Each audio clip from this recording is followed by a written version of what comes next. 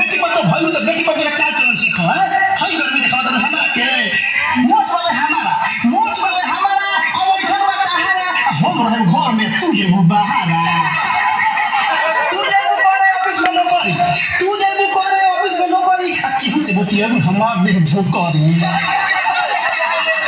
जेही ना सही से लगाबू तू मितरी हम रहे भई ना तू गेल में भीतरी हमके सिखाओ तू पढ़े के कहारा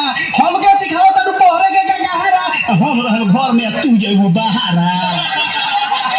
आटा चाउर भेज करलू घर में दल घुसरी आ झूठे कहलू घर में दंड करे मुसरी तू ही कह के मैं विश्वास करी तोहर आ के जनता दूसरे से लगवावे लगबू मोहर सोचलू कि रही ना केहू के पहारा हम रहे घर में तू जेबू बहारा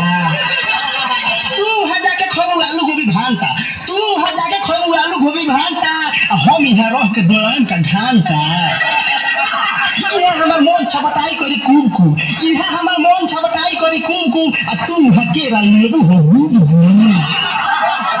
कहीं होई रात पहा कहीं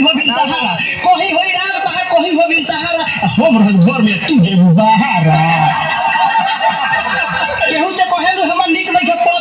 केहू से कहेलू हमर नीक नहीं के पति आ कौना गुण पर तहारा के बूझी हम सती चाहेलू उड़ाई हम छूटा गुल सहारा